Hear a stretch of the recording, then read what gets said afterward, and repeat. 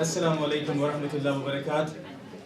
It's great to see everyone up early on a Saturday morning, giving up your precious time, your valuable leisure time. People are working 5 days a week, one couple of days just to chill out, but I'm so happy to see so many, good faces, beaming faces over here. It's going to be it's a momentous occasion, 25 years at SRVIC. It's really something to celebrate. So as we kick off the program, I'm going to ask Umar Ali to come and recite a couple of verses from the Quran. So Umar, why don't you come up and do that for us, please?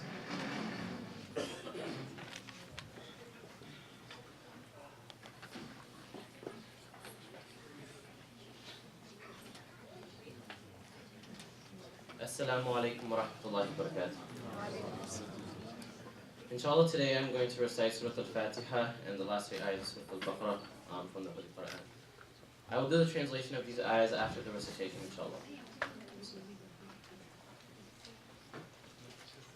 أعوذ بالله من الشيطان الرجيم بسم الله الرحمن الرحيم الحمد لله رب العالمين الرحمن الرحيم مالك يوم الدين إياك نعبد وإياك نستعين اهدنا الصراط المستقيم صراط الذين أنعمت عليهم غير المغضوب عليهم ولا الضالين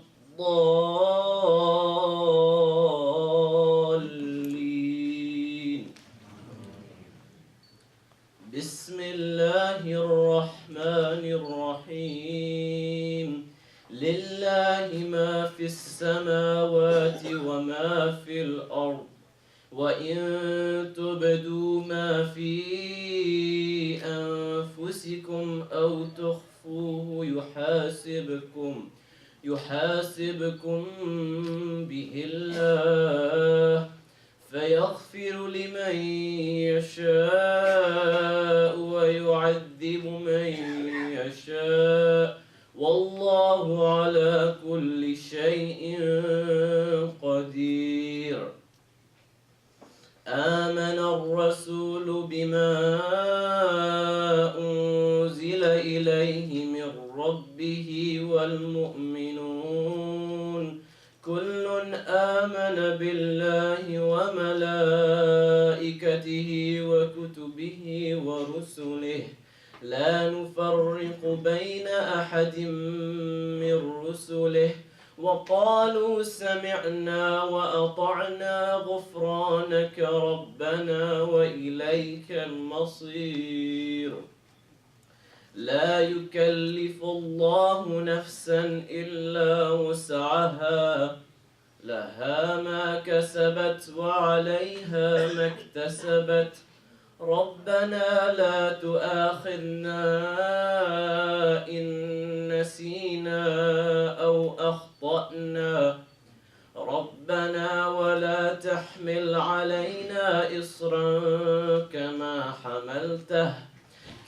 حملته على الذين من قبلنا ربنا ولا تحملنا ما لا طاقة لنا به واعف عنا واغفر لنا وارحمنا أنت مولانا فانصرنا على القوم الكافرين صدق الله العظيم.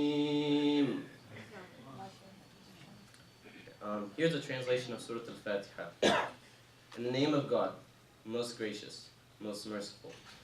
Praise be to God, Lord of the universe, most gracious, most merciful, Master of the Day of Judgment. You alone we worship, you alone we ask for help. Guide us in the right path. The path of those whom you blessed, not of those who have deserved wrath, nor of the strayers. Here's a translation of the last 3 ayahs of Surah Al-Baqarah. To Allah belongs what is in the heavens and in the earth. If you disclose what is in your hearts or conceal it, Allah shall hold you accountable for it. Then He will forgive whom He will and will punish whom He will. Allah is powerful over everything. The messenger has believed in what has been revealed to him from his Lord, and so do the believers. Each one has believed in Allah, His angels, His books, and His messengers.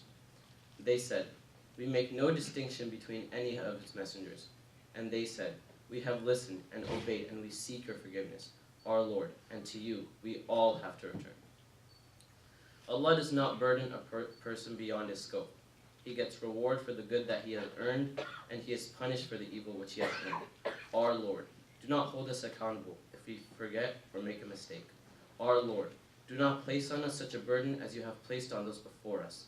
And our Lord, do not put on us a burden greater than we have strength to bear, and pardon us and grant us forgiveness, and have mercy on us. You are our supporter and protector, so give us victory over the disbelievers. Jazakumullah khair.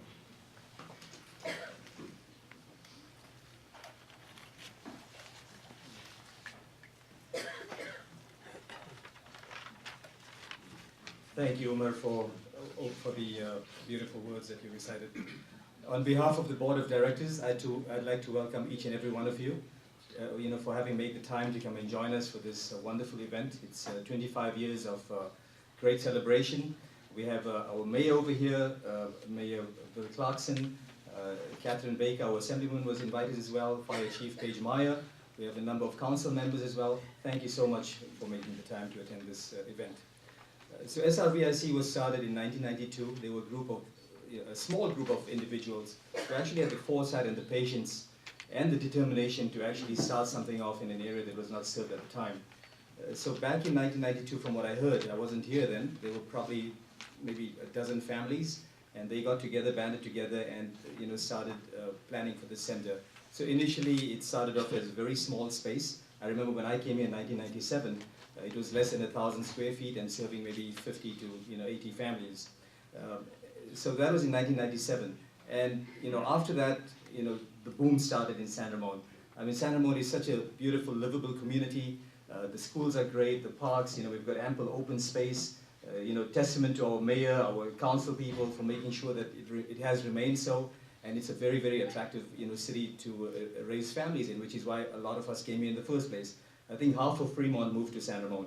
So, the numbers increased rapidly from serving 50 families. Now we are at 500 families at SRVIC. We used to be, serve the entire Tri-Valley. It expanded. Pleasanton has their own center now, and they serve about 500 families. So the numbers keep growing. And we have to know that in the last 20 years, so much has happened. Imagine the next 20, 25 years, how much more is going to happen. Because San Ramon is always going to remain and always will be a great place, to raise families. So for that, we have to plan for the future as well. We have to make sure that the seeds are planted today for the growth of the future, and we can, do so much more than what we've done in the last 25 years. And if you look at the crowd, the faces that we have over here, it's as if I'm looking at, Morocco, Indonesia, Spain. There's so many countries. I don't want to name specific countries. My wife was telling me last night, if you say, Morocco and Algeria and Turkey and I guess there's a few Indians and Pakistanis thrown in here as well. So you might miss out some countries and others will be offended. We have Uzbekistan as well. So it's a wide range of faces and cultures. It's a true melting pot over here. And the beauty about this country also is that we have the ability and the freedom to actually practice our religion. In a lot of countries around the world, that's not the case. Either Muslims are being persecuted, or even in Muslim countries, there's certain countries that they won't allow, churches to be built, which, is against the tenets of our own principles. So we are fortunate in that we have a platform, a place to actually, perform and, do our religious duties as we see fit. So last Eid in San Ramon, we had at the community, which was held at the community center, we had 1,200 people show up for Eid prayers, and that was just the San Ramon crowd. So, as you can see, things are growing, and, we have so much more to offer now than we had, 25 years ago. I remember when I came, you couldn't find you know, an ethnic restaurant in a hurry. Now we have, you know, tons and tons of them. You know, you have Indian biryani, and you have Pakistani curries, Afghani kebabs, Arabic shawarma, Palestinian shawarma, falafel. I mean, there's so much, you know, out there. You throw a stone and you're going to hit an Indian restaurant. So it's unbelievable.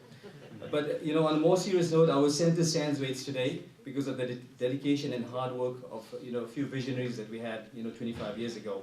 They worked tirelessly to make this vision into a reality. And of course, you, the community, stepped up with your generous donations, because none of this happens without money. You know, the Bay Area is very expensive. Anytime you plan or you want to grow, it's enormously expensive. But the community has always stepped up, and you know, we thank you, you know, for that as well. And so, some of the things that we'd like to do in the future, we are offering programs, services, classes. We want to do more of that.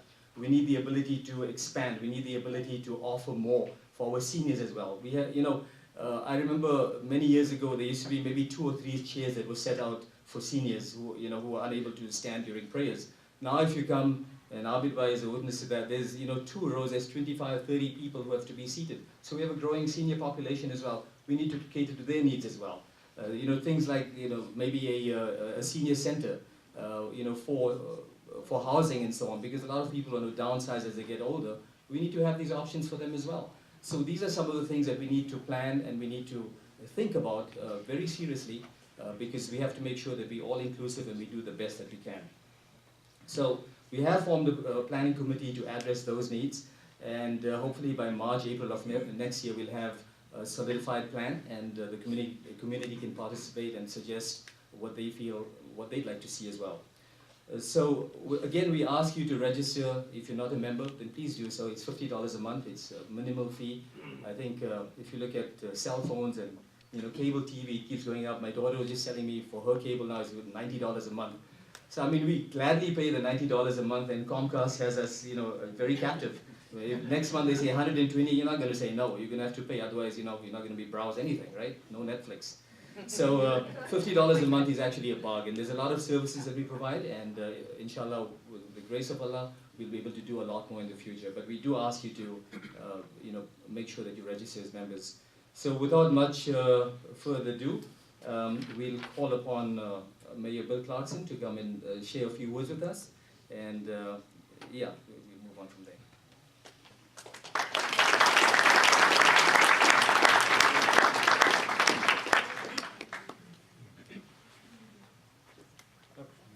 Can you hear me? Yes. I've not used one of these before. This is interesting. I dropped some of these glasses. It's okay. I guess my first thoughts that I wanted to share with you is I think back on your first 25 years. I notice I say your first 25 years.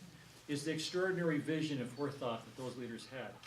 As you so eloquently said, back then there were only a handful of families who were involved. In fact, I think I see a few familiar faces. How many of you were here 25 years ago when they were here?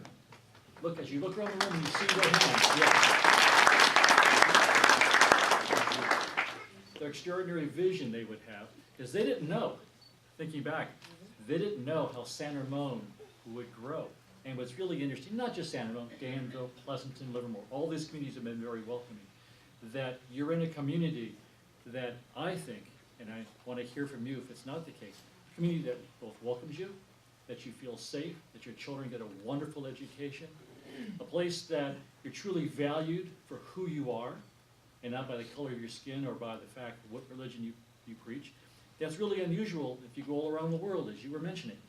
As you go around the world, this is one of the few places that you can practice your religion and be free to do it with no thought of somebody coming in and telling you you can't do this way or you can't do it at all. And so I really feel blessed to live in a place that I can come and listen to you, talk about your thoughts and your beliefs, and hearing from you how safe you feel in expressing your feelings here in our community and our country. And I feel really blessed to be a part of this celebration. I also want to let you know that our city leaders, Councilman Sachs is here. Harry, raise your hand real quick. Yes. Councilman Malone, here in front. Also, we have several police officers here. I believe our police chief is here.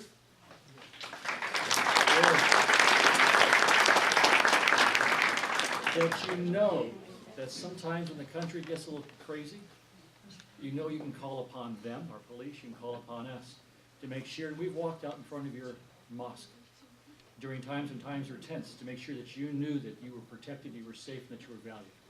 And so thank you. We look forward to this added responsibility which you're going to have now. And you begin to look not just into yourselves and what you're doing with this wonderful mosque.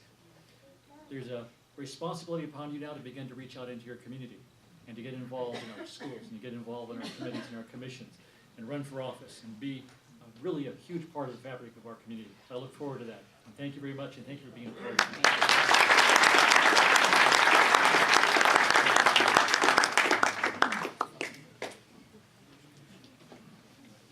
Assalamu alaikum. Next, I would like to introduce my good friend Terry Clark. Terry has been very active in the interfaith work for the last multiple decades, and he's also a great ex-Buckeye. So he's been very active in Ohio, lately in Southern California, and for the last 7 years, he's been very active in Northern California, and we're fortunate to have him in our community. 7 years ago, he started an excellent program called Neighbor to Neighbor, where he brings multiple faiths to work together at the individual level, building communities one neighbor at a time. He is currently the president of the Interfaith Council of Contra, Costa, and he and his wife, Hildy, reside in Lafayette. So with that, welcome, Terry.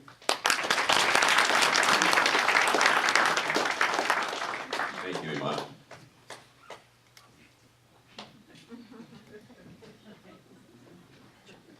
Okay, I have ears so you can hear me. It's great to be here. I've been here many times over the past 8 or so years, and you are such a welcoming community. You are what we view in the interfaith community as a pillar of the community. And I know that you all abide by your 5 pillars of faith, and that's what strengthens you, and that's what leads you forward, and that's your foundation. But you're also, as the mayor was alluding to, a pillar in the community. And the community is looking more and more to you as you've grown from just a dozen or so families 25 years ago. It's remarkable, the impact that you're having on the community and the embrace, I think, which the interfaith community and others are having with you. So I am delighted to be here to help you celebrate and to celebrate along with you. One of the things that I reflect upon, and that Iman and I talked about, and he and I work closely together in Neighbor to Neighbor and some other of the interfaith matters that are around here, is that this is all predicated upon the same values. People like to look at differences, but we have been looking for the past 8 years in the Neighbor to Neighbor program at all the similarities. And we share the same family values, the community values, the interests, the concerns that we have about education and our children, and wanting to raise them properly, and wanting to do that in a safe and caring environment. And so, as part of the interfaith community, you all have really participated in that. I could tick off dozens of programs that we've had together over the past 7 or 8 years, and just want to give you a flavor for some of them, and I look around the room and I see many of you who have participated in them. We began with, about 8 years ago, what are our faiths all about, and learning from each other, not trying to teach each other so that you can become the other, but rather so that we can share and deepen our own faiths together. And that process of dialogue has worked in many different ways. We've also had meals together, we've had interfaith picnics together, we've had a lot of different programs and activities together regarding bullying and stereotyping, and how we can all help support each other as we get along in this world together. And it's been a marvelous experience. It's been a marvelous journey so far. We are looking forward to many more opportunities to spend time with you. And we also enjoy the opportunity just to be able to get to know you as people, and to have you get to know us as people, because that's really what it's all about. I mean, fundamentally, I look at Muhammad Javed here. He is someone who I came to know.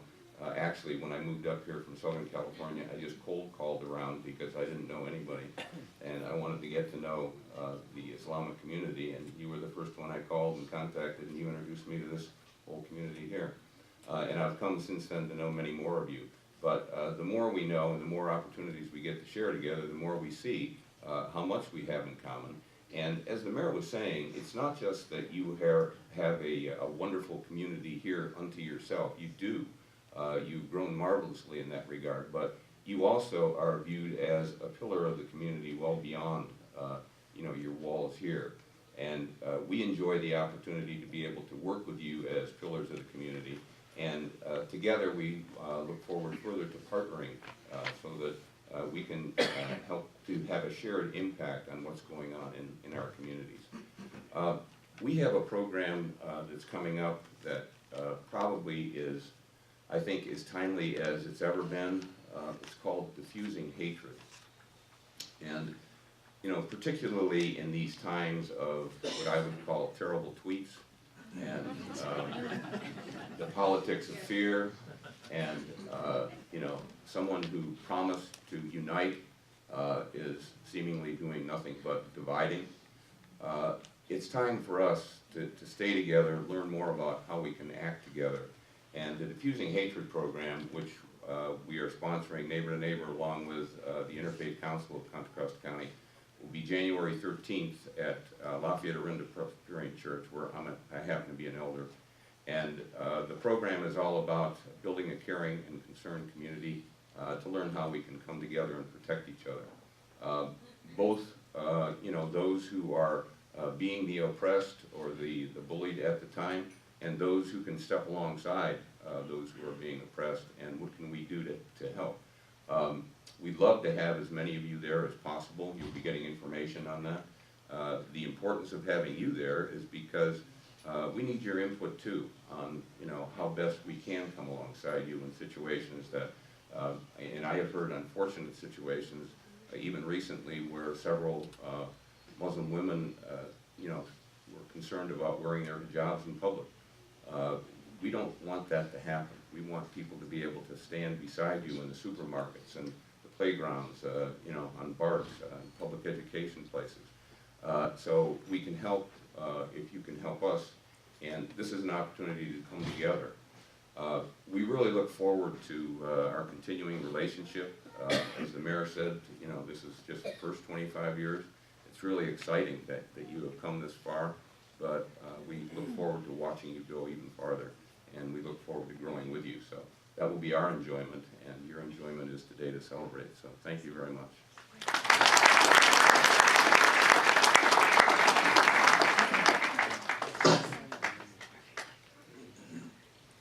Thank you very much, Terry. That was some very insightful thoughts that you shared with us.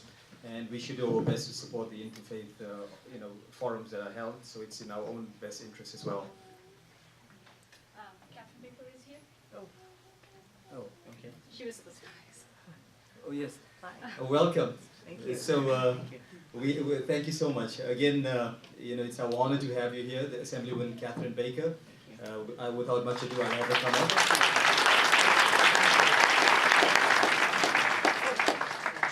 If you wouldn't mind sharing a few words with us, please. Thank you. Oh, well, we're going to do high tech here. Thank you. Thank you very much. Assalamu alaikum. Thank you and congratulations on 25 years of working together and making an impact on our community, on spreading understanding and faith and community and not hate or division, and being such a wonderful part of the San Ramon Valley. We have such a diverse community. We are really, really lucky.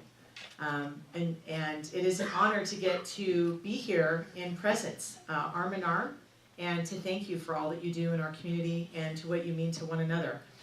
And I want to say that on behalf of both my family living in the area, as well as the state of California.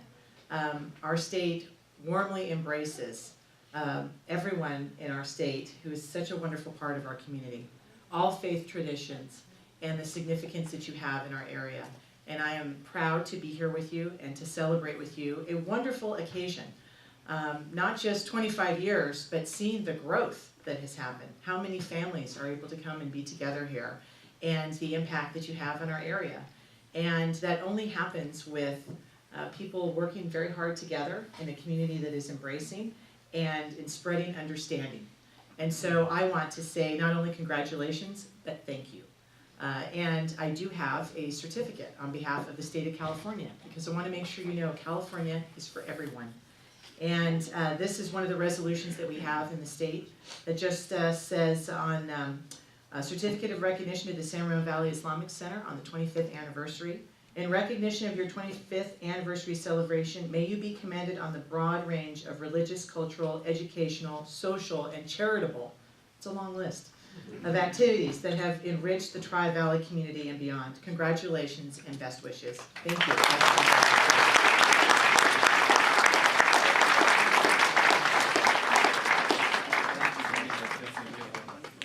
Thank you. Thank you.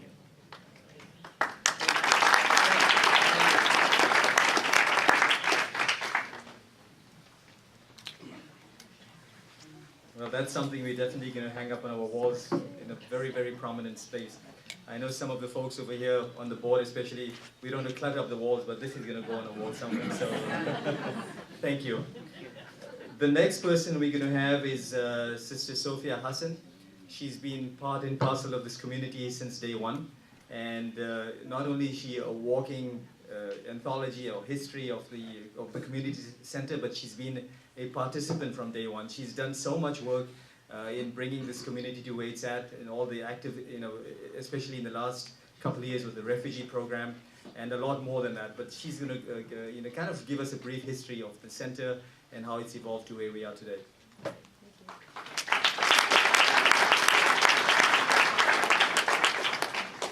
This is more job for you.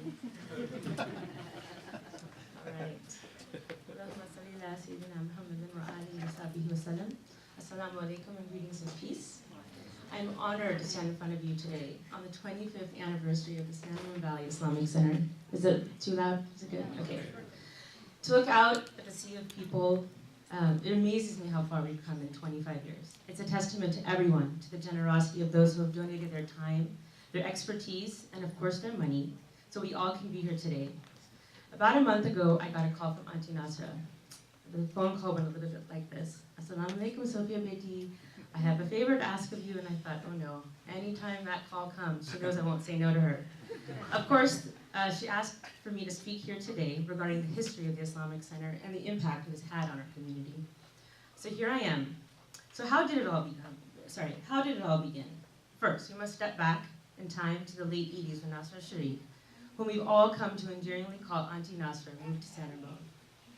In a home directly behind the long-standing community members, Rubina and Abid Farouk, who I call Rubina and Abid Uncle. Being new to the community, she was invited to the local Muslim family homes. They were realizing her immense knowledge. So she was approached by one of the moms and asked, can you please teach my child Quran and Arabic? We had no local teachers at the time. She was a teacher at heart always. She obliged the parents, but of course, refusing any compensation. As word got out, more and more parents approached Auntie Nasra. The need to create something a little more formal was realized. So you fast forward through some of the important discussions between parents and Auntie Nasra, and in a very organic, though unintended, way, the beginnings of our community was formed. One Sunday morning in the July of 1988, 8 kids, ranging from elementary to high school, showed up at Auntie Nasra's home on Pebble Court, unknowing the immense impact these years would have on them. I had the honor of being one of those first students. We sat together in a circle in a makeshift classroom, wide-eyed and eager to learn. It was here that we were blessed with stories of the Prophet, stories from the Quran, giving us an Islamic knowledge with an unbroken chain of transmission. She was instilling within us a core values and a reverence for our religion, our moral compass. She taught us compassion and love, to love God and His Prophet. She allowed us to ask questions, making Islam relevant and a way of life, not just a bunch of rules that we had to follow. I believe it is this what has made our center beautiful and continues to permeate from its walls. So this is where our little community began. It stemmed from the need of educating children, and then led to building a foundation of what was coming and where we are today. The Sunday classes continued to grow, and Auntie Nasra's house was literally bursting at the seams with students. Her neighbors had been very patient for years, but it was kind of a little bit burdensome to have all of us show up every Sunday. we started holding our Sunday classes at the Pleasanton Library. And it was becoming apparent that we were not only in need of a place for the Sunday classes, but also a place for Jummah, halakha gatherings, women's classes, Tarawih prayers, which up until this point were only happening in homes of the peoples in the community. So finally these families came together again to brainstorm our next steps. These people attending these early meetings were referred to as the founding members, and later their names were added to the Constitution. They brainstormed locations for this Islamic Center, and eventually in 1992, 4 years after that first class convened, these families secured for rent 900 square feet of the current location, which was a dentist office. So that area would probably be that front door where it says 2232 and behind that. So that was formally establishing the San Ramon Valley Islamic Center, or better known as Service, SRVIC. And while I was kind of researching for this, I realized my brother actually came up with that acronym, and I had no idea. My brother Ansur. So our community continued to grow. At this point, more and more families were coming. We were gifted with friendships and bonds that have shaped our identity and who we are today, how we have chosen to raise our children. And it is these students of whom have gone on even to serve on the board, teach at the Sunday school, and are still an integral part of the daily runnings of the San Ramon Valley Islamic Center. With this new place, we now have the opportunity to have Jummah prayers.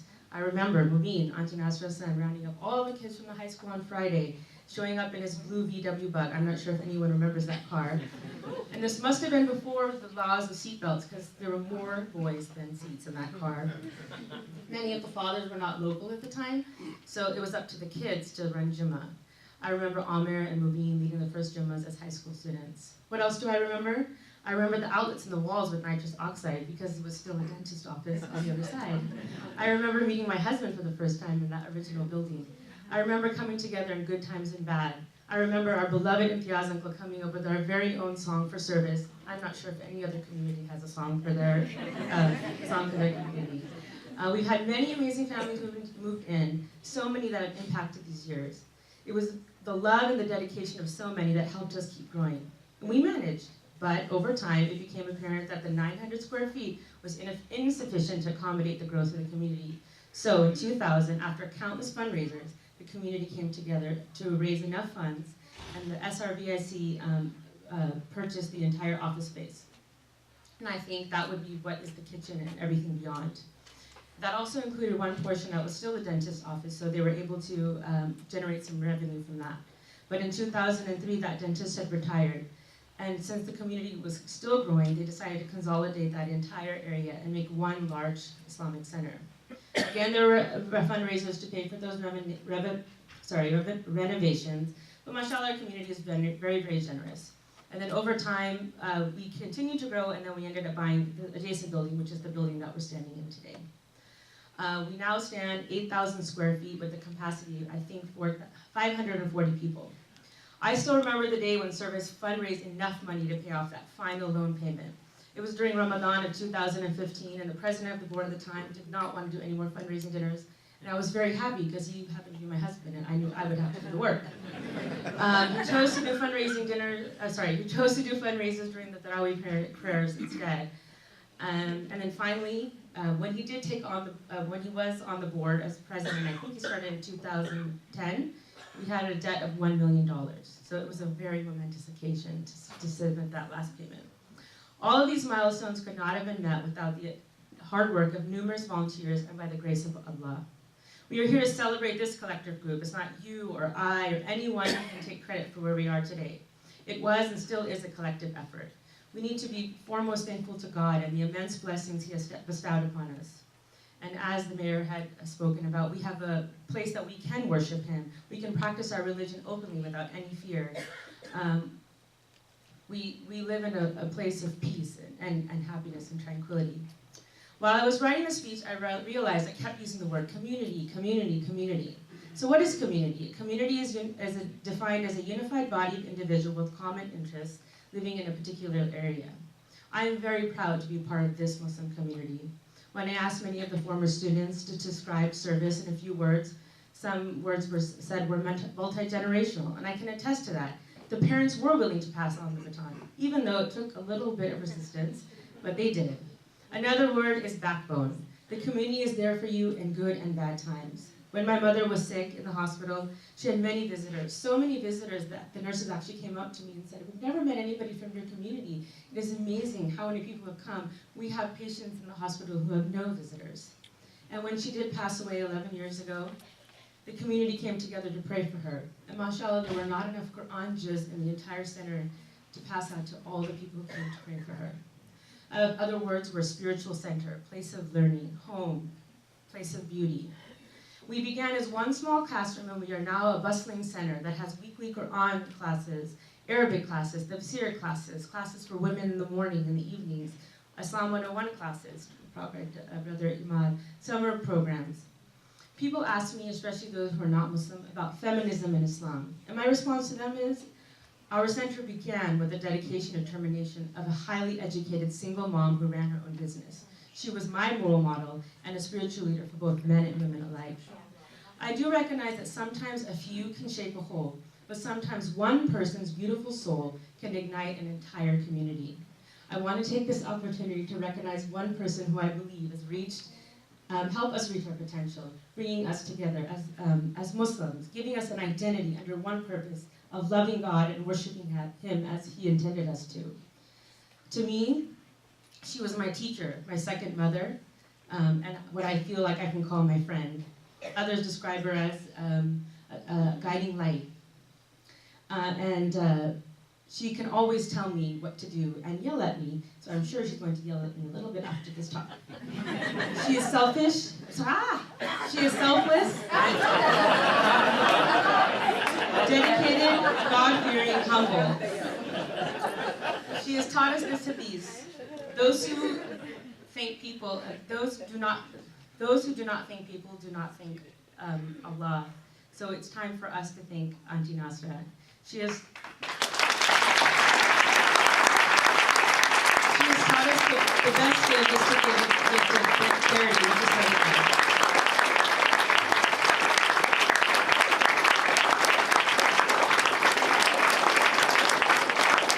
I'm going to keep talking until she comes out.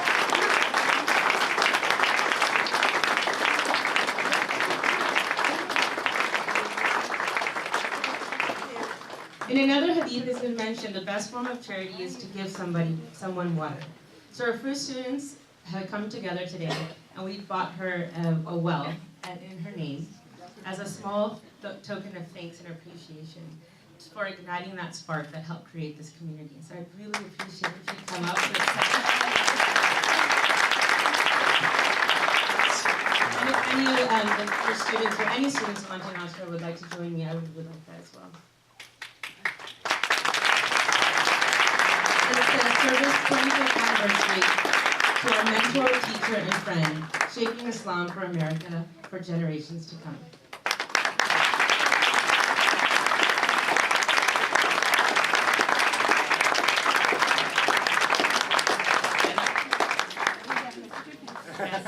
We're here today, so if you know that some of us were those first 8 kids, so you can see how much our community has grown.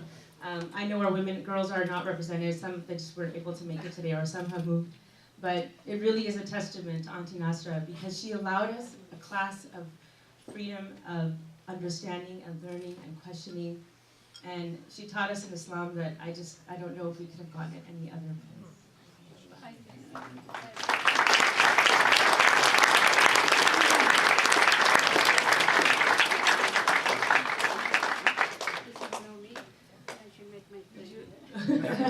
Yeah, this is my husband, the first one in line. That's who I met here at the center. Iftikhar Rahman, Ansar Hassan, my brother, Amir Farouk, Sayyid Mubin Saifullah, Ayub Sayyid, Arusa, and of course myself, Sophia. All of you, I feel like all of us are students. I had the 17 group. I am humble. I'm honored. I didn't want this anyway. But thank you very much.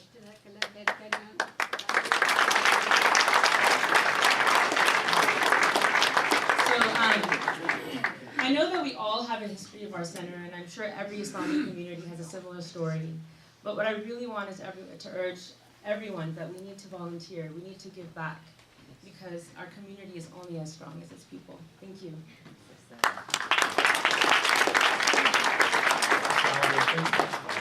So,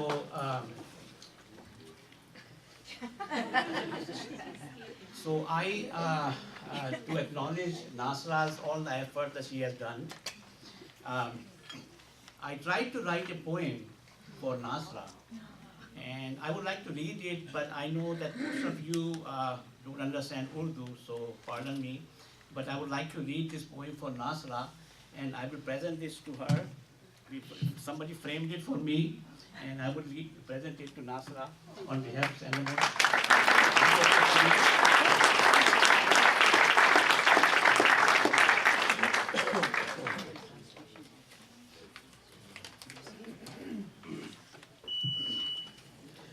So the title of this poem is Nasra Sharif.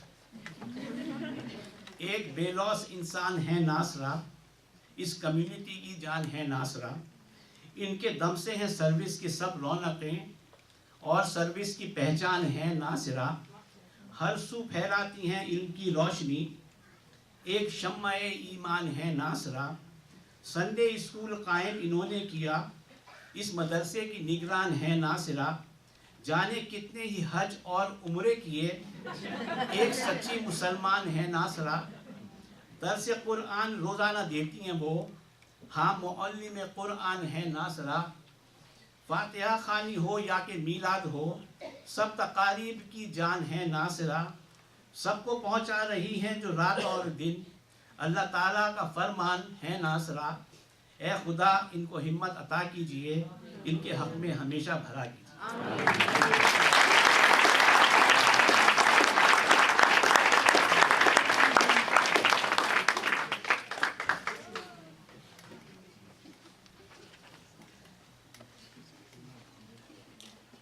Who says that dynamite doesn't come in small packages? If I was shorter, I might have accomplished more in my life as well. But she's, she's a very understated lady. She's a role model to all of us, not only our sisters and wives and daughters, but to the men as well, because she's got a determination like unlike any I've ever seen. And thank you for everything that you've done for our community. And so 25 years we've come this far. Imagine what we can catapult to in the next 25 years. Allah walay. So the next thing we're going to have is a slideshow. If you don't mind craning your neck to the right. So we can start with the slideshow, and I'll have Brother Imad come up and walk us through the slideshow, please.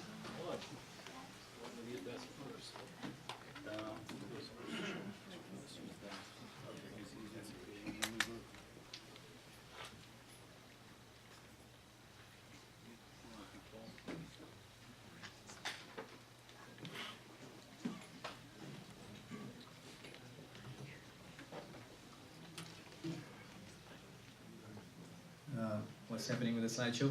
Equipment malfunction? Okay.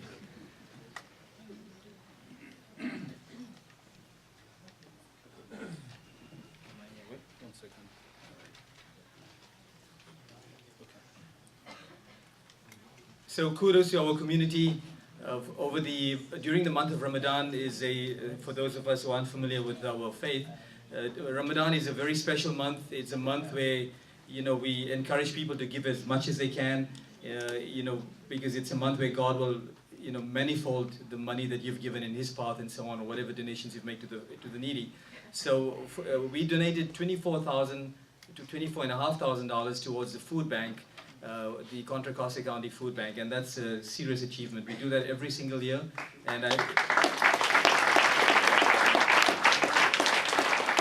and we continue to encourage our members to do in-kind. This is just a cash donation. We do a lot of food donations, and there's barrels and barrels of food that were donated as well.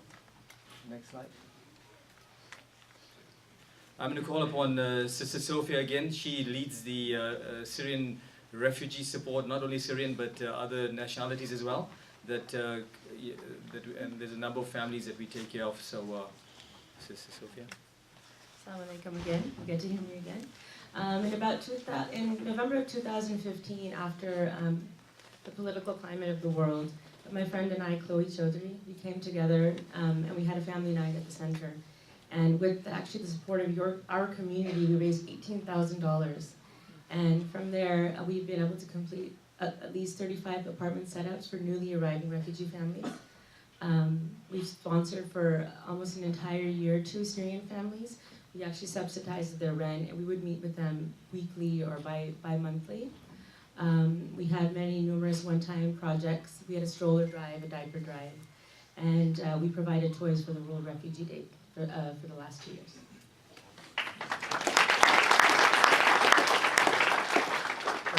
And just to frame this, kind of backing up for a minute, this is the accomplishments that this masjid has completed.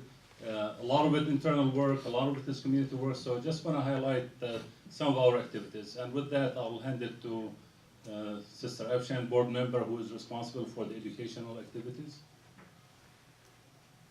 Assalamu alaikum. So, our Islamic School is one of our key aspects of SRVIC. It's been running for 25 years, started as from Nasra Auntie's garage. And alhamdulillah, it's been going on very strong. We have over 300 students enrolled every year. And our teachers, as well as the office staff, as well as our traffic staff, is all volunteers. They're here every Sunday. So kudos to them, because they give their time, they give their weekends to be with our children.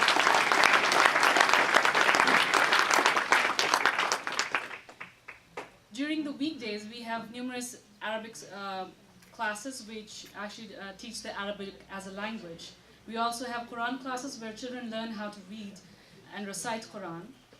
We have, and these teachers are screened by Nasra Auntie, by scholars, to make sure that they have good pronunciation and they they're able to read Arabic very well.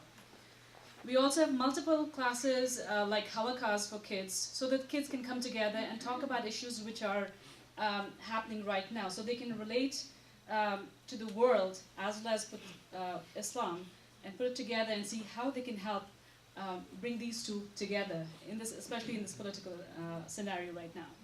We also include art in our classes, because that's another way kids can think from an open box. So these are some of the classes that we have. We try to incorporate many adult classes of education, and we try to bring in different scholars from different parts of Islamic values, so that it gives us a diversity of what we can learn, and there's no limit to all these learning. So right now we have Dr. Nazir, Brother Nazir's class going on, who is not only an Islamic scholar, who has a science background. So we have many classes for adults throughout the week that goes on. We also have fun stuff like ice cream social for kids that goes on around our Islamic School Center. We have our next slide. This year we had this unfortunate Northern California fire which was very close to all of us. It was very scary for all of us because it was in our backyards. So we try to do something for our community where we can be part of the pain that our neighbors went through. We collected a lot of food banks, a lot of needs that these people wanted, like diapers and water, basic necessities, so that we can help out whatever we can. Because physically we couldn't go there, we weren't allowed, but at least we were able to do this. We do this wonderful program through Islamic School called Kids Against Hunger. And actually our NPR turns into this whole area where it's all about food. The best thing about it is they do a great job, Kids Against Hunger. The best thing is that they come here, our kids actually see that there are other kids in the world who don't have what we have. We are very lucky to be in a part of the world where we just go to Safeway and buy food and that's it. Our kids don't know that there are kids out there in the world who have to actually don't know if they're going to have the next meal. So they get to come together, measure food, and see what these kids are going to eat. When to their surprise, it's like, wow, are they going to eat this for their dinner? Really? We can never eat this. But that is the truth of a lot of kids around the world. So through this drive, it's a great way for our kids to learn the diversity what's out there, so that they can come up tomorrow and be part of this community where they can help out others. This project, our youth project, is actually started last year, December, so this is one of our new projects. This was actually part of a vision, I would say, of a great ex-board member, ex-president, Brother Noman, who worked endlessly to create this idea a few years back to see how our youth can come back and do a lot of these fun activities, which are educational, which are physical, so that they can love to come to SRVIC. So Brother Noman has done many projects, we all know that. But this was one of the very special projects that we started. And this is headed by Brother Hatem, who works very hard, sometimes without pay, because it means a lot of hours to put in together for these youth. Especially he does youth classes every single weekend. Every Friday he plans something different, whether it be a basketball class or a youth halakha. So I would let him say a few words about his program.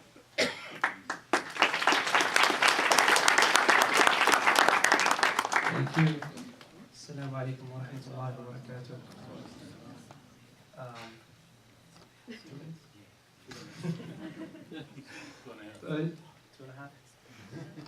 I'll try to run it fast, inshallah. Before I start, I want to give credit to everybody on the board, especially Brother Rahman, who's not, that's me, but where is Brother Rahman?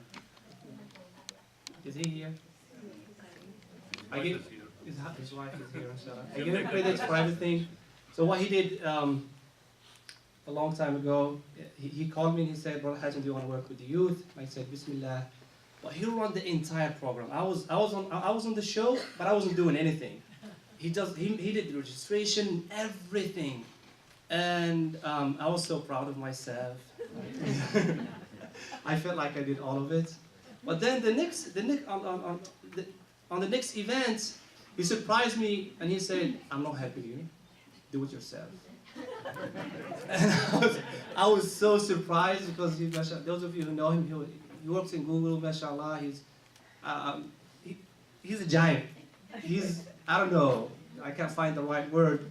Very genius, mashallah. The way he runs the programs is very professional. So to do something like him, it was hard for me to do. But alhamdulillah, by the grace of Allah, we were able to achieve lots of things. And I listed a few programs here. I will go very fast. And I'll tell this is more of an update and also an invitation for you to sign up and do registration. We have a registration table on the back for those of you interested to participate in these programs. So, so we have a weekly game nights where our youth come together and we play a variety of games. We have a short halaqah, 20 minutes talk, and then we play games, and at the end we serve pizza. It's a lot of fun. The summer camp, I have a video at the end. I'm not going to talk about it. I will let the video talk about it for you. It's more of an outdoor activities. It's one of the very successful activities that we have had here at the center. The Ramadan boot camp is a new program that we started this year. It's for students who wants to do Khatm al-Quran. So stop complaining about your kids not reading the entire Quran. Bring them here for this camp, and we will finish the Quran, read it together. We'll have a dua at the end. And we have a basketball tournament, series of basketball tournaments. And some of you might know Play United. There is a Muslim league here in the area. So you have North Star playing versus Averios, and alhamdulillah, we're blessed recently to be part of that. So we are building our team, and our students, inshallah, will be playing versus other masjid. And Youth Interfaith, and I'll give credit to Brother Will. He's here. That's him. Thank you so much. He has been helping a lot with these programs. We do service together. We go to their places. They come here. We had a lot of interesting programs going on. And the last thing is, and I can't see. The last thing is we're planning three programs. We're working on fiqh classes for our students, and also youth humanitarian trips overseas for the students who want to help the needy people. And also we're creating space for entrepreneurship, especially for high schoolers. If you are interested, please sign up, go back, there's a table there, and that's all I have to say. Thank you so much.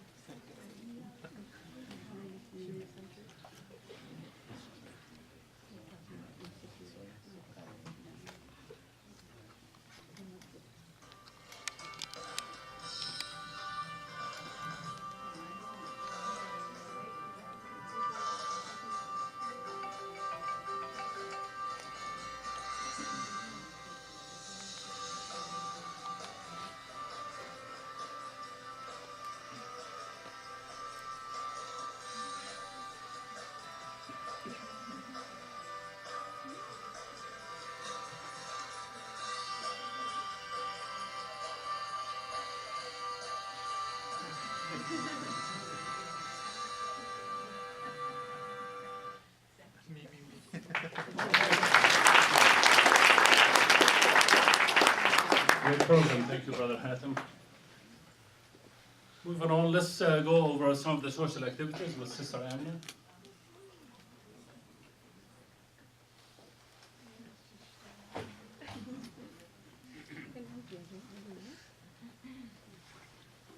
Assalamu alaikum.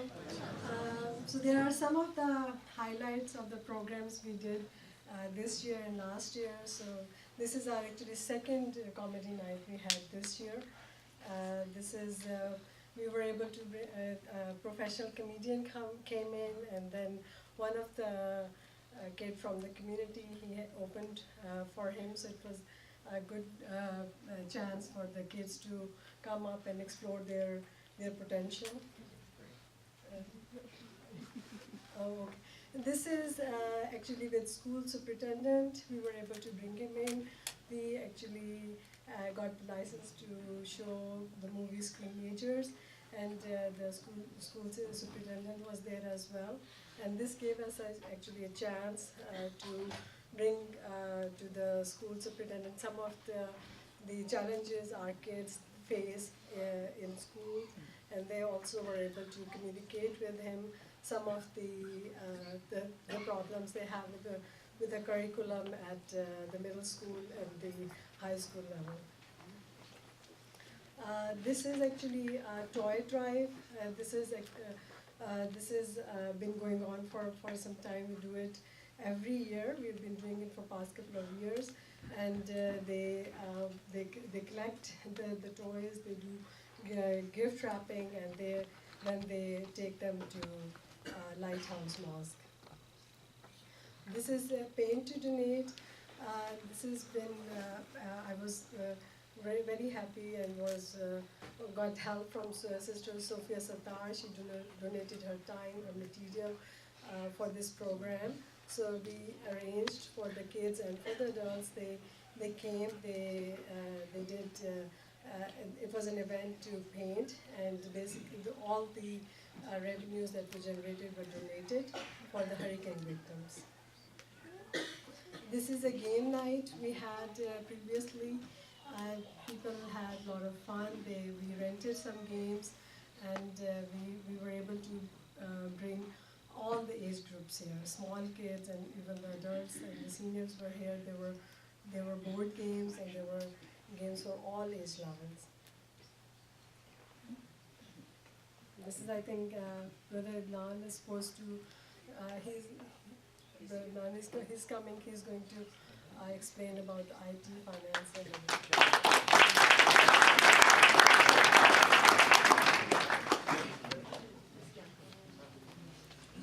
Thank you. Assalamu alaikum. So I had the technology and finance functions from the board. Some of the things that we've done in the last year, we launched the new SRVIC website. We had our old site for a long time, and it needed a makeover.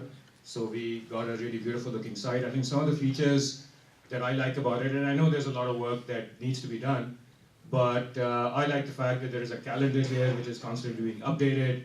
I also like the fact, and this is actually one of the new things that we've done, is that we now record and broadcast any events. Like this one, for example, is being broadcast on Facebook, and it will be available from our website as well and from our YouTube channel. So that's something that we've set up. We have a new Facebook page, again with a calendar and with broadcast and video capabilities. So I think that will add a lot to our center. Okay, the boring part of my job, but probably one of the most essential activities that we do at the center is finance. So I'm involved. I work with a couple of folks here in terms of budgeting, bookkeeping, membership, payroll, donation management.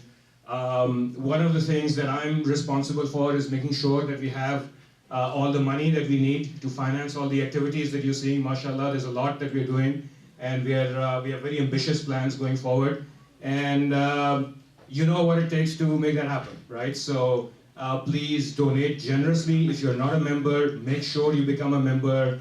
Our recommended membership fee is $50 a month, not much at all if you consider some of the other expenses out there. So please make sure you do that. The other thing I'd just like to also point out is that many of us work at generous companies here in the Silicon Valley area with matching donation programs. So this is the end of the year when all of us are thinking about taxes, particularly with the bill that was just passed. So please make sure that some of those donations come to SRVIC, and we're able to finance a lot of these activities. Thank you. Oh, and one final thing. We've just relaunched the Adopt a Highway Committee. So please volunteer for that. We've had this, if you're going southbound on the I-680, you'll notice the San Ramon Valley Islamic Center sign there. We're responsible for maintaining that. Brother Arshad is actually heading that committee, and we're doing a call for volunteers. We'll do our first cleanup now that the construction work in that area is done. We are on the hook to clean it every month again. So please make sure you sign it. Thank you. Thank you very much. A lot of community work, mashallah. Is Brother Khalid here? Khalid Ali. Looks like he's based, so I'll cover his slides briefly. So one of the main functions of the center is the religious activities, and Brother Khalid is responsible for the religious committee. Some of the activities we do is the Friday prayer, as you all know. The 5 daily prayers are always taking place at this center, mashallah. Ramadan community iftar. We do this annually at the high school and draws a lot of the community members. Just a beautiful occasion for the community to get together to do iftar. Qiyam al-Layl, another major event in Ramadan where everyone comes here and stays up most of the night in an act of worship as part of the Ramadan activities. Oh. All right, Brother Khalid in the back, he's tied up, mashallah, always helping. So I'll keep continuing with the slides. Eid al-Fitr prayer, we had it this year at the Marriott, and it was mashallah, drew a lot of people and was an excellent event for us. We do this every year. We do it usually outside the masjid as it draws much more than our current capacity. We also support the Eid al-Adha prayer. We did it at the City Community Center. Again, a huge event. We had to do multiple prayers to accommodate the large crowd. As we always say, the community is growing, so that's great. With that, I'll hand it to Sister Sobia to talk about the building expansion activities.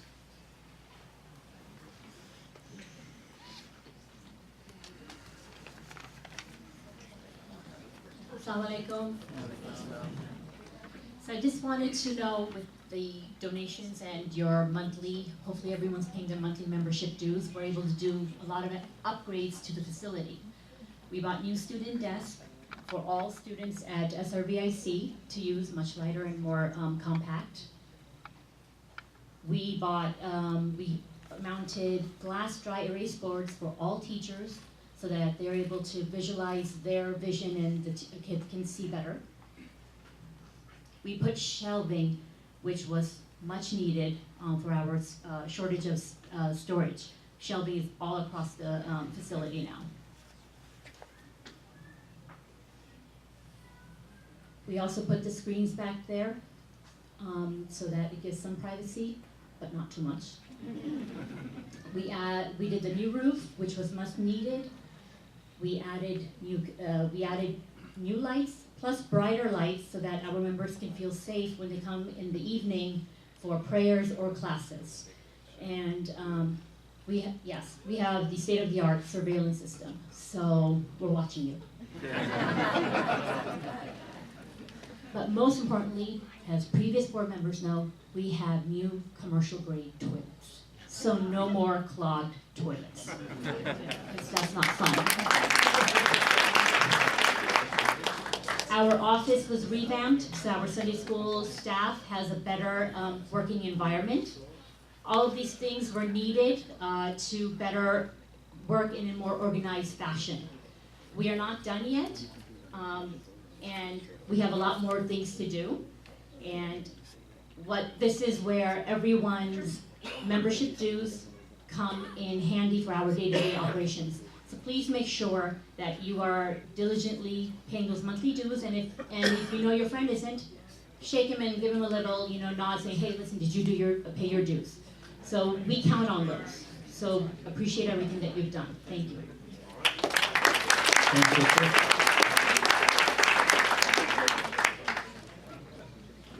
All right, last and not least, myself. At least the one with the best hairdo here. The mayor's not laughing.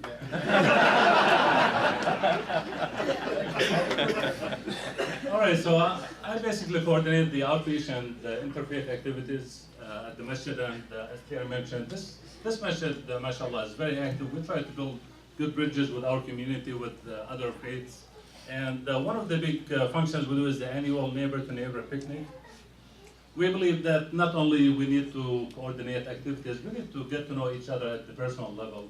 And this is one annual picnic we do it at the Lafayette Reservoir with multiple faiths, and we get together. It's a big potluck, a huge, beautiful event. There's also another beautiful group that's going on through the neighbor-to-neighbor program where Muslims, Christians, Jews, it's a ladies group, and there's multiple groups. So far, I think we're up to 5 groups, and Sister Maram from SRVIC is the one who's really behind it. They get together and discuss different topics, and everyone looks at it from their faith. And that's where you get to know really people at the personal level, at the personal issues, so creates a good bonding among them. Again, as Brother Hadim mentioned, the youth is very active here with Interfaith. Temple Isaiah of 7th grade visited us. We visited Beth Chaim synagogue a few months ago. We participate in Sabbath services. There's always that community interaction going on. ISRV, the San Ramon Valley Interfaith Council meeting here. There was a Thanksgiving dinner sponsored by the ISRV the evening of Thanksgiving, another interfaith event that's going on. Habitat for Humanity is, to me, we're kind of the pinnacle of the interfaith. Not only we try to educate and work with each other on understanding, but when you get to work together and helping the community, that's where you know you arrived. We know, as Sarah mentioned, we all have the same goal, but for us to sit down and work together to accomplish the goal of we're all here to serve the community and humanity. So when we work together as multiple faiths to accomplish that, that's excellent work. So that was a fun event actually, where we not only you get to know each other, but you're really doing something that matters to the people. Open house, we had a successful open house this year. Yeah, with the mayor, beautiful picture. Islam 101 is one of our classes here. We offer every Saturday, if somebody registers, 11 o'clock. It's designed for non-Muslims, so anybody who wants to know about Islam, we invite them to come in. We open our masjid, we open our house, we have nothing to hide. So people come in, want to learn, want to understand what Islam is, you don't believe what the media is talking about, come in and learn, ask questions. I always tell people, the only way to insult me is if you don't ask any questions. So come in and ask all the tough questions that you're afraid to ask outside. So we hold classes every Saturday, as I mentioned. And you know, if Muhammad won't come to the mountain, take the mountain to Muhammad. So we take the classes outside our masjid. So this was a lecture I did in Night Tikva this year in Walnut Creek. We go to different synagogue, corporations, wherever people ask for us, we're willing to go. Arts and Wind Festival, we take the show on the road. We go to the Arts and Wind Festival. Every year we have a booth. People come ask for information. People frustrated with Islam come and yell at us. So it's, just at least we're there. We're showing the community we're part of the community. We're here to stay. Get used to seeing us. So it kind of builds the message year over year. We also offer imam services for the Contra Costa jail, and we offer Friday service in the Martinez Maximum Detention Facility every Friday. Last, I want to end it with, we always hear about Islamophobia and a lot of negative publicity about people don't like Muslims, and these are two examples of unsolicited input from people who are not part of Interfaith at all. First one is 8th graders in a school at Roy School in Oakland. When the Muslim ban came out, they felt they wanted to do something. So they did a raffle, collected a lot of money, and sent us a check for $500 to help the refugees. That was totally unsolicited. You just open the mail and here are some people in the community that really understand what it's about. It's not always what we see in the media, all the negativity. Another case where we have multiple teachers in the Monte Vista High School sent us 4 postcards after the ban and explained to us how much they appreciate having diversity in the community and how much they love the Muslims being among them. This is what makes us strong, diversity. And a lot of people get that. So I just wanted to show you that there's a lot of good people out there, a lot of goodness going on. Thank you.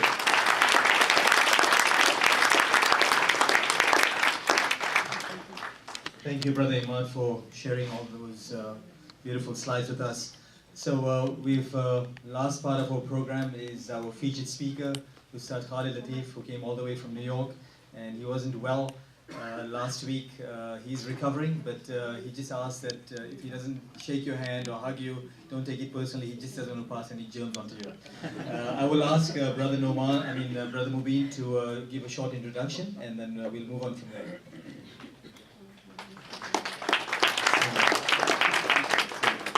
This is supposed to be a celebration, and it's been a tremendous ride for 25 years. But this is actually very, very honorable for me to do this. It's a tremendous honor to have City Khalid Latif visiting us. So we have the police department here, and I want everyone to know that Ustad Khalid is the chaplain at NYU. He's also the executive director of the Islamic Center of New York, but he happens to be the youngest appointed chaplain of the NYPD.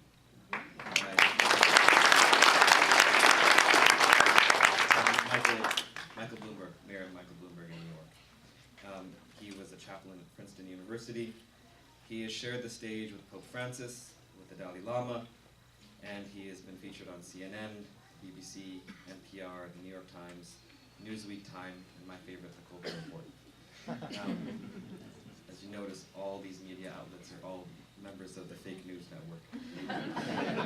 He has been ranked as being one of the 500 most influential Muslims in the world. He has an honorary doctorate of theology from Washington and Jefferson College. And this last year, he was awarded the Martin Luther King Jr. Award from the New York University. I'd like to invite my friend Khalid Latif to come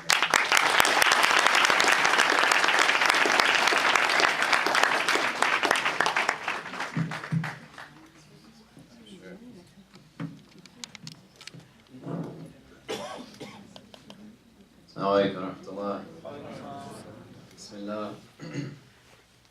Bismillah wa alhamdulillah. Wa salatu wa salam ala rasulillah. Wa ala alihi wa sahbihi wa man wala. Just to clarify before I start, I have a 2-year-old son who I love very much. His name is Kareem, a 4.5-year-old daughter named Medina. And one of them, I'm assuming it's Kareem, passed on to me a sickness that's called hand, foot, mouth disease. And so when I eventually found out that I had this, I went to the doctor because I broke out in a rash after having a fever and a lot of pain in my gums, and I couldn't swallow anything. And the doctor's advice to me was, well, when you go and speak to these people, just when you start, tell them you have a virus and they'll understand. And I said that will probably scare them and not want them to come anywhere close to me. And then when I went to my office and I told my staff, they said, that's an illness that 5-year-olds get. And I said, yeah. And they said, that just proves you're a really big baby. I really appreciate the sympathy. But please don't take offense if I'm not purposely trying to be at a little bit of a distance, but having gone through what I went through and knowing that many adults don't contract it, but you can still pass it on even if you don't get the symptoms. I wouldn't want you to give that to your children. Seeing, my son going through it, Allah, just give the best to all of our children. Bismillah.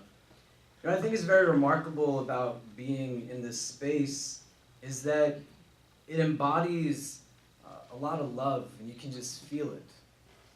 And I think fundamentally the notion of having a house of God escapes people in large part because many houses of God draw attention more so to the house rather than God.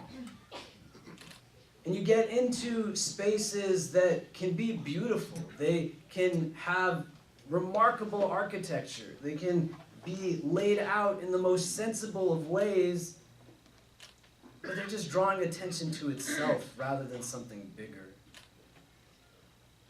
And having heard every single person speak thus far and being able to just really feel the vibe and to be from literally the other side of the country, but feel as if I'm in a space where I'm surrounded by people that I've known my entire life. That regardless of where I might be coming from or what I might be feeling, I could open up to most anybody who I've seen thus far and feel as if they would let me feel welcome here, as if this was a space that I've been in for 25 years. And I want to be able to really deepen that as an understanding, because much of the time when we grow up with religion, we think about it in a framework that is tied to variables that are external. Especially Islam as a religion, a lot of us can understand it in a space that is its legalistic framework. But we don't always know how to pass on beyond that. So the steps of prayer, the fundamental tenets of theology, the mechanics of performing anything, when it comes down to a place where we also speak about values. And not making it either or, but both and understanding, well, what does hope mean? What does truth mean? What does justice mean? What does real compassion, mercy, generosity, what does love mean? Within the foundational narrations of our tradition, we find many that utilize a construct that the Prophet Muhammad ﷺ, peace and blessings be upon him, sets, in which he says that you will not enter paradise until you believe. Essentially, you will not go to heaven if you don't have faith. But in one of these narrations he says, and you will not have faith until you love one another. In another narration he says, until you love for your brother what you love for yourself. And Imam Nawawi rahimahullah, a very well-known commentator and collector of hadith narrations, the prophetic tradition, he says that word brother in that tradition is not in reference to your brother in faith, but your brother in humanity. And the word that is utilized, hub, right? There's such depth to the Arabic language. There's like 10 different ways to say love in Arabic. But this word, hub, muhabba, you can understand the nuance of its meaning by likening it to other words that share the same root that it has in Arabic. So for example, the way Arabic functions as a language, words are usually derived from the same root letters, most 3, some 2, rare occasions 4. like the word Muslim and Islam and Salam all have the root salama. And so the word muhabba, hub, it has the same root as the word for seed in Arabic, habba. And the relationship between love as muhabba, hub, and a seed, habba, is that you can take that love from your heart and plant it in as many hearts as you'd like. But in order for it to really grow and rear something, it's going to necessitate real care and attention. So if I take some seeds and I just throw it in the earth and expect it to grow on its own, it's probably not going to give me anything. But if I spend time with it, and I nurture it, and I really seek to cultivate something, that's when it's going to give me the most. And the beauty of a seed that you really look after is that it never gives you just a seed back. It always gives you a lot more than that. Many of you have come up here and honored the legacy of a woman, may Allah preserve her and protect her, who undoubtedly you have felt her love.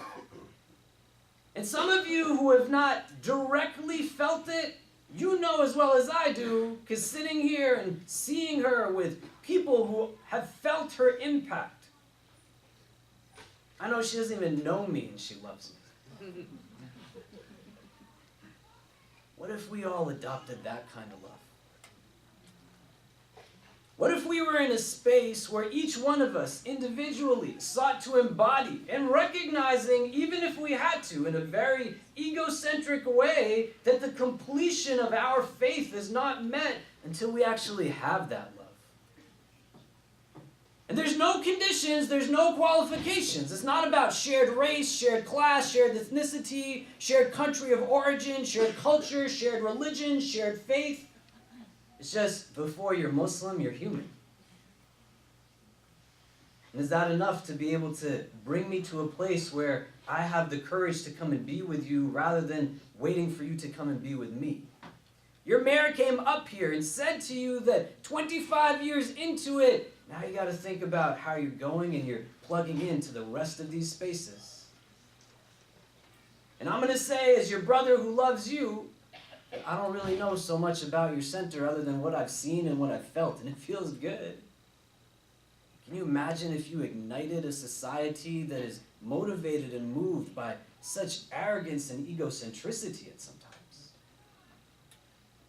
With just your Islam, not in the sense that you want to seek validation by proselytizing, but bringing them in and letting them just share with what it is that you know you have.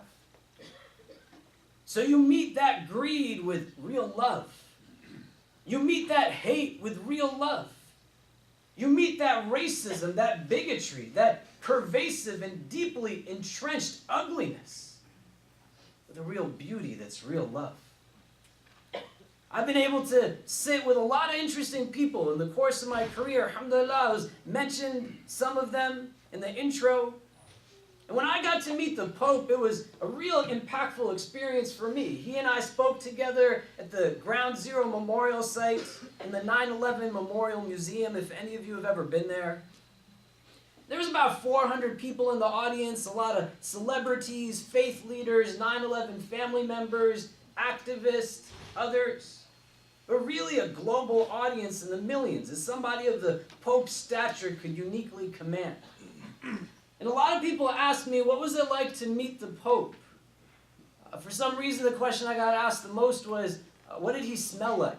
I said, I don't know, he smelled pretty good.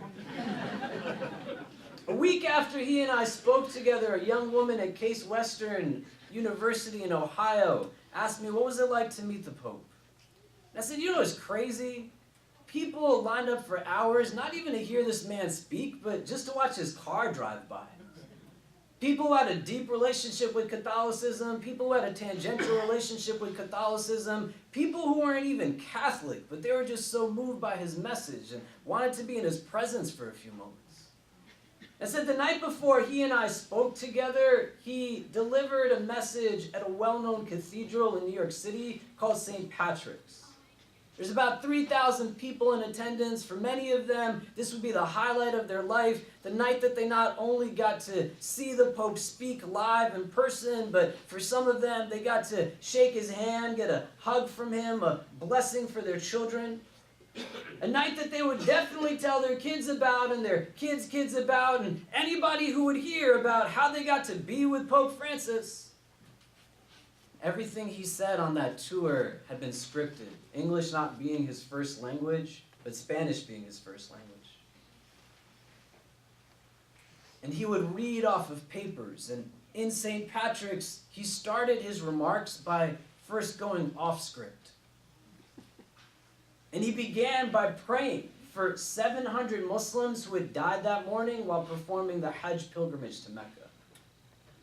I said to that young woman in Ohio, why do you think he would do something like that? He's in the city where the 9/11 attacks took place. The relationship between Muslim community, governmental apparatus, law enforcement, quite hostile, tenuous at best. No one would have faulted him had he not done it. They wouldn't have said, I can't believe you didn't pray for those Muslims. He simply did it because he felt it was the right thing to do. This is a man who chooses to eat with the homeless rather than politicians. A man who asked his global constituency to take in Syrian refugees at a time when many of the world's leaders, up until today, are looking for every justification to keep them out. It's a man who understands his existence as being something much bigger than he himself. I'm going to tell you that sitting here with you all, I felt a little bit of that when I heard you honor the sister who built this community for you. And when we juxtapose that example to the realities of hate and bigotry, greed, arrogance that bombard us day in and day out, the news that we read every day does not seem like new news. It's conflict and war and just all kinds of ugliness. You and I have to decide individually on that spectrum that is that selflessness and selfishness. Where are we going to be? Institutionally, a space is made up of individuals, so to speak, but it's not going to reach its pinnacle if it's deprived of the blessing that is uniquely you. And where we start as we go with an urgency to engage a world with the best of us necessitates first and foremost recognizing who it is that you are, so that when you go, you are offering you and not the version of yourself that you believe people just want you to be. Do you get what I'm saying? Most people don't have a challenge with us because of our theology, because of our prayer. We have a God the way other religions have a God. We have holidays the way other religions have holidays. We have prayer. We have celebration. We have everything that you just saw there. And I've sat down with the heads of religion, and I've sat down in grassroots religious efforts, and I can tell you when I run through things with people, they come up to me afterwards, in churches, in temples, in synagogues, and they'll say with hesitation that we didn't know that you believe what you believe. And I said, what you're really trying to ask me is, why don't we like you so much? The challenge is not about what it is sometimes we believe it's about. What I believe the bigger challenges are rooted in is not in distinct religion,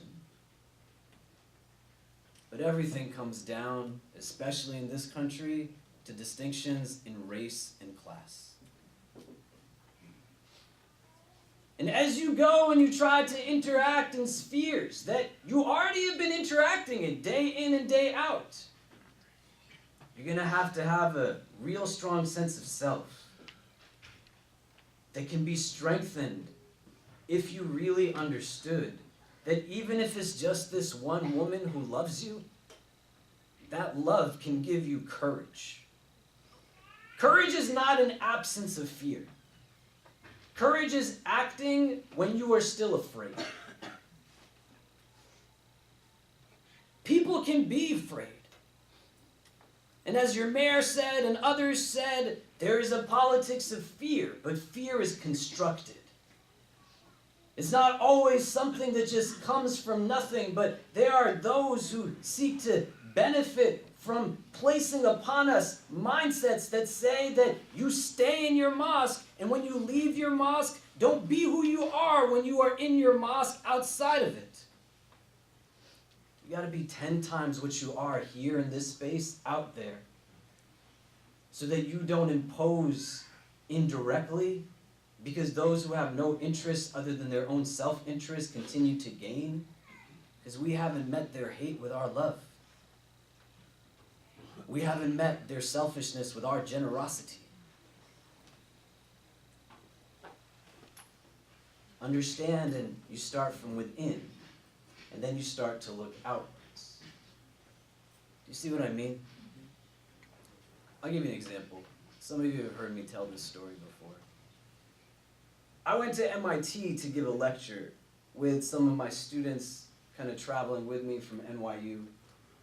There was 500 or 600 people in the audience, and a lot of people came up to me afterwards and they said, that was really inspirational, very charismatic and amazing. And then a young woman came up to me and she said, my sister's a really big fan of yours. Can I introduce her to you? And I said, sure. And she walked up arm in arm with her sister, leading her all the way to where I was. Her sister was blind, she couldn't see. We talked for a few minutes, back and forth, and as the conversation wrapped up, this young woman who was blind, she couldn't see, she said to me, you know, I thought you'd be a lot taller. I said, what? And she said, your voice, it's not coming from up here, it's coming from down here. I said, oh. And one of my students who was with me, he said, wow, subhanAllah, isn't that amazing? She's blind and she can tell how short you are. And outside I said, oh yeah, it's so remarkable. Inside I was thinking, man, how short am I? A blind woman just told me.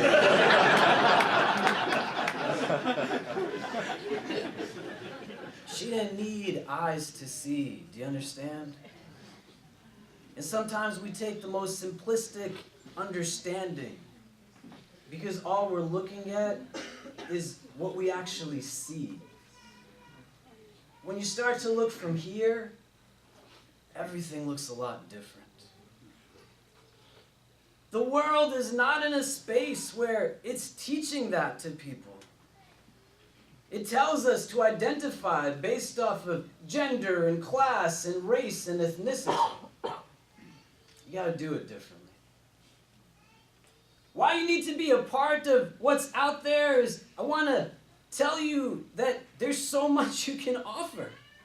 Our center at New York University serves now 3,000 Muslim students, and we estimate another 6,000 people who live and work in the surrounding area that have no direct affiliation, they just come to our events. And it was founded by 5 students in 1978, most of whom we have connected with. I brought 2 of them to an iftar dinner at our center some years ago where there was 400 or 500 people. They walked in and people surrounded them after I told them that this is Layla Al-Askari and Bari Khan. They founded our Islamic Center. A young girl named Samra came in a little bit late and she asked me, who are these people that everyone's talking to? And I said that these are 2 of the founding members of our center. And Samra went to Bari and said, I have no idea who you are, but you should know that every night thousands of people pray for you. Bari just works a regular 9 to 5. The tears couldn't stop falling from his eyes. When we opened up our new building, I brought them back to give them a tour of the facility, and they came out of the elevator to the floor where our facilities are, and some of our students were sitting in a lounge out there. And I introduced them, and the students were very thankful to Bari and Layla, and then I took Bari and Layla on a tour, and then I sat in my office with them, and when we wrapped up and came back, those students had brought Bari and Layla some flowers and chocolate as tokens of appreciation. And Bari said to them, I am grateful that you got us these gifts, but tell me, what are you going to do right now while you're here, so that 30 years from now, when you come to visit, somebody's thanking you? What are you going to do right now, man? So 25 years later, there's going to be people who are tenfold sitting in this room. And not just of every country that was mentioned, but also of those that were not mentioned. Those that are purposely excluded from much of society. Because they don't have the documents that we have. Because they came and the country was built on their back as slaves. Because they are compared to us as the model minority, who we are pointed a finger at and said that, well, if you just work as hard as them, you'll be able to get out of the situation you're in. But there's systems in place and structures in place that are pushing down our brothers and sisters of all backgrounds, that we have to go out now and build what is necessary to meet that at the level that we uniquely can. I'm going to end with this. Your masjid is beautiful. May Allah preserve it and increase it in every way. It can be the central institution of your community. It cannot be the only institution. If you build everything through this, then you are letting organized evil triumph over disorganized righteousness. But if you take the courage from the love that you get from people like our sister Nasra, and you sit and you endeavor and you say that I will be bold enough to think of a beneficiary class that I will go and build out the services, the programs, the institutions that I'm uniquely poised to build, that the community is in need of, and you've already started it. When our brother got up here and started his remarks, he said that, you know what, when we had this in the beginning, there was 3 people that needed to be in chairs, and now there's 2 rows of elders that need to be in chairs. Well, sit down with the best and brightest and most talented of your community and think about, how do you build apparatus that will conceptualize 20 years from now, this whole room might need people seated in chairs. Who's going to build your shelters for your women who are married to men who have no idea what it means to be a man? Who's going to build the advocacy groups or the clinics for people who you see where greed dictates policy? And they could care less who has no adequate health care. But we're Muslim, we're supposed to see it differently. It's not about what's going into our pockets and what we leave behind for people, but thinking about what we're really taking with us. You built this beautiful space, and it's not a challenger to take away from achievement, but I feel it, man. And that means that you have the ability to go and build so much more. From you and from your talents, you can go and fill the gaps that might not just be in San Ramon, but if they're miles away from here and you got the means to get it done for those people that nobody's getting it done for, then go and get it done. Sit down and strategize and meet those systems with systems of your own. And let it be with a courage that stems from the love that you're taking from this space. If I can ever be helpful to anything that you all have going on, please don't hesitate in reaching out. It would be an honor and a privilege to be able to serve you in whatever ways you can. And I know I said that was the last thing that I was going to say, but this is really the last thing I'm going to say. If you can't build something on your own, that's not a problem. You don't have to think about everything on just grand scales like that. But again, just saying to you all what was already said and hearing it self-expressed by somebody who came from the outside. don't ever underestimate what the love of an elder can do to people who are younger. And we're at a time right now where people are celebrating our Prophet, alayhi salam, his birth, his life, his legacy, all over the world. I want you to think, what if she didn't show that love to these people when they were younger? How many people are waiting for you to just tell them that you love them, that you're proud of them, that you value them as an elder figure, to not identify them based off of a prism of what they aren't, but show them what they are and empower them through that in the truest embrace of a prophetic legacy. Our Prophet embodied ihsan, and his sense of husn, his sense of husn drew him to beauty. He saw what was beautiful in people. My father is 72 years old. My grandparents were all from Kashmir, and my father, after partition, grew up in Gwalmandi in Lahore. Both my grandfathers were 6'4", strong, Punjabi-speaking Kashmiris. My grandmothers were both like 4'10", and you can tell what side of the gene pool I was swimming on.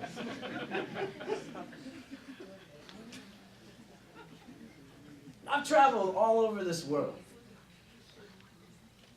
Been interviewed by Stephen Colbert and Katie Couric on the cover of Newsweek magazines, gotten all kinds of awards and accolades. I gave a lecture in New Jersey at Rutgers. The room was packed, and my parents live in Jersey, and they were both sitting in the front row. And on the way back, I had dinner at my parents' home before I went back to Manhattan where I live. And my father, 70 years of age, doctor by profession, coming from a Pakistani, Punjabi, Kashmiri, male understanding of what you do with a young man that is your son in terms of affection, said to me, Khalid, just hold on for a minute. My father, I stopped to listen to him. I said, what can I do for you? He took me by my hand, and he said, I want you to know you spoke very well today. And then he kissed me on my forehead. And I tell you that that one kiss and that one sense of affirmation from my father has given me more courage than any media, any award, or anything else. You gotta think for yourself as an individual. I hope if you clap, then you go home and tell a young person in your life that you love them. Because then your clap is something that really gets what I'm saying. Let's make contagious the love that your center is built upon. Let it be what is institutionalized to challenge the deeply entrenched racisms that some of these, not some, I would argue all are built upon right now. And you take it and you use it to challenge the fears within you. You go out and get done what you have the means to get done. It's only awkward the first couple of times. And when you hug somebody, you tell them you're proud of them, it starts to become the norm. And you'll see validation in them, and you'll feel it in yourself. And you could ask any one of the students that stood up here with their teacher what they took from her in terms of that love has compelled them to be where they are today. So again, if I can ever help you all in anything, please don't hesitate in reaching out. If you're ever in New York City, you can return the amazing hospitality that I've received from your community while I've been here. It would be an honor to do so. But if this is the only time that we are meant to be together, then I pray, inshallah ta'ala, God willing, that Allah Azza wa Jal gathers us all together again in the best of places in the world beyond this one. Please keep me in your du'as. You all in your community will be in mine. May Allah give to us only the best in this world and the best in the next. Wallahu ta'ala alam wa billahi tawfiq. Wassalamu alaikum wa rahmatullahi ta'ala wa barakatuh.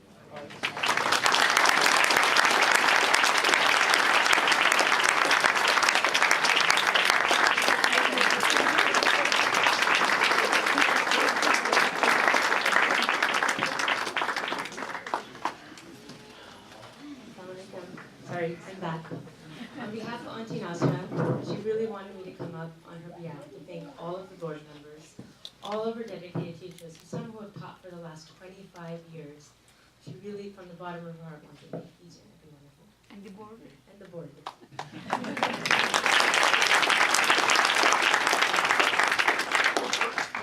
That was an amazing talk. I really enjoyed every word. Jazakallah khair. You came from a long way. Really, really appreciate that. And to your point, what you sow is what you reap. Nasra Aunty sowed love, and look at what she's reaped. May Allah bless her for that. The next thing we're going to have is a closing dua. Inshallah, if you don't mind, Ustad Khalid, do a closing dua for us. After which we're going to have our Zohar prayers. Logistically, we need to remove all the chairs from here for the Zohar prayers. So I'll ask the guys to please pick up a few chairs and just take them outside, because after Zohar we're going to have food served outside. So it's 1 o'clock, we should be done with Zohar by 1:15. And place the chairs outside so we can help ourselves to food and sit outside and have meals. We'd rather you not bring food inside. So again, after the dua, please take a few chairs and take them outside so we can get this place emptied out quickly. Jazakallah khair.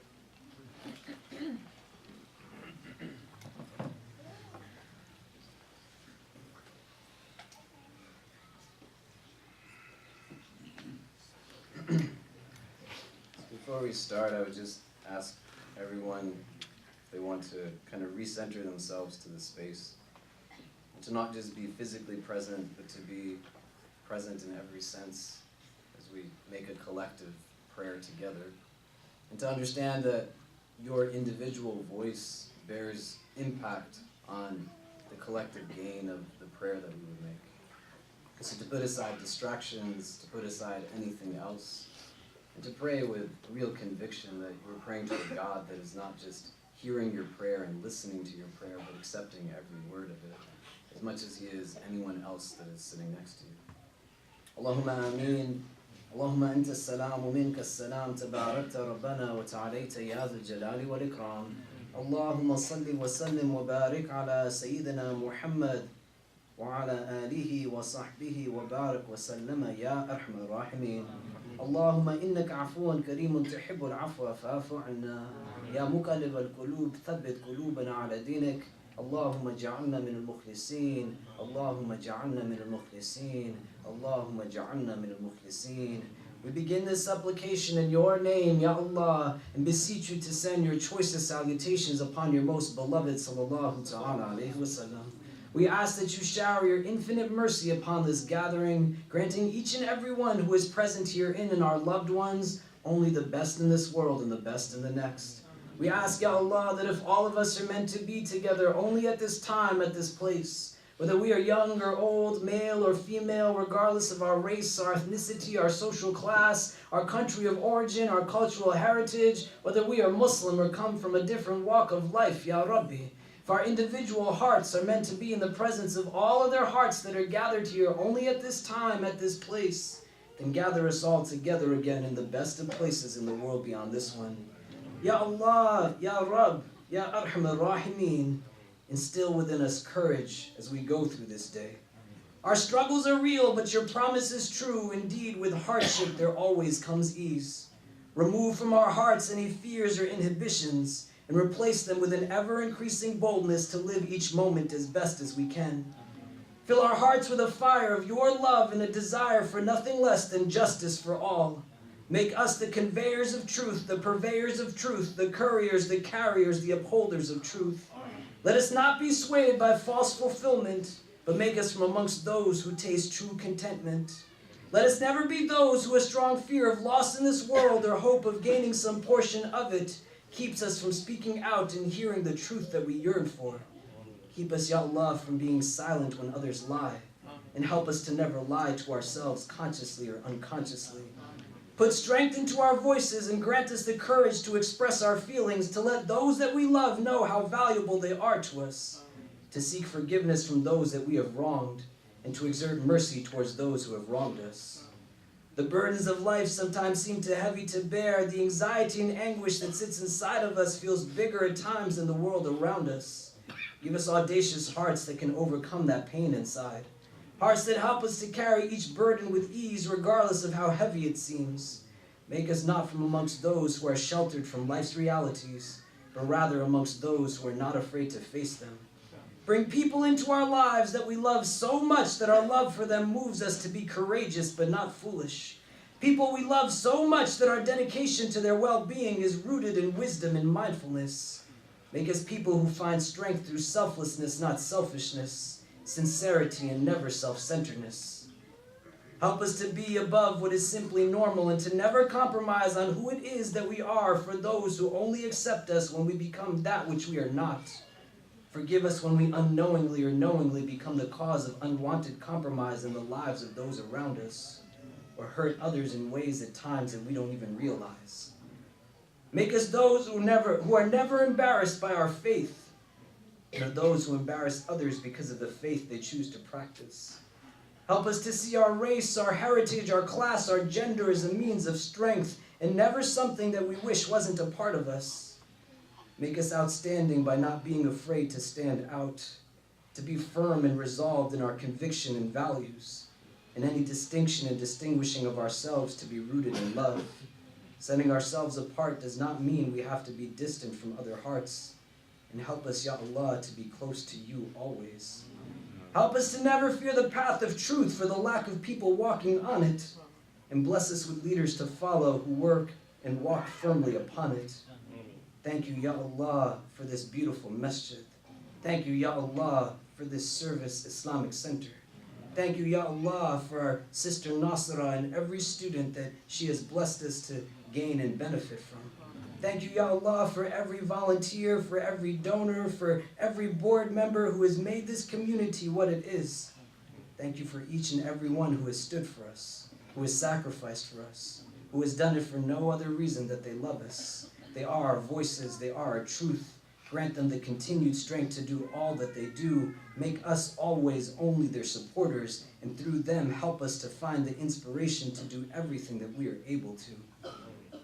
Love your creation through us. Be gentle to them through us. Increase them in strength through us. Give them courage through us. Help them grow through us. Endow them with confidence through us. Fill them with sincerity through us. Protect them through us. And through us bring good and benefit to the rest of this world, Ya Arhamar Rahimeen. Let our anger be only at injustice, oppression, and exploitation of people, so that we will work for justice, equality, and peace. Let our tears shed only for those who suffer from pain, rejection, starvation, and conflict, so that we will reach out our hands to comfort them and change their pain into joy.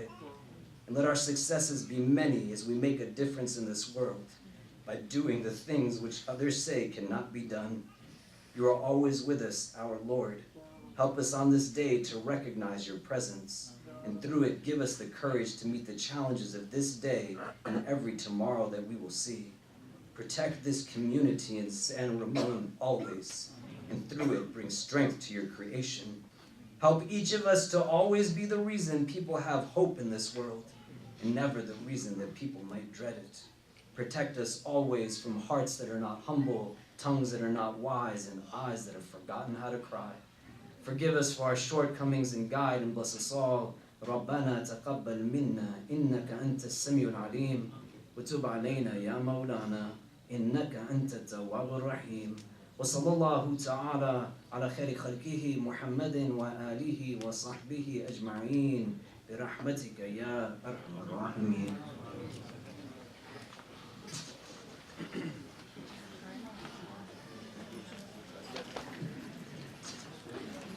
Jazakallah khair, Brother Khalid. So if I can ask all the guys to just take a couple of chairs and take them out so we can clear out the space for our praise in 5 minutes. Thank you.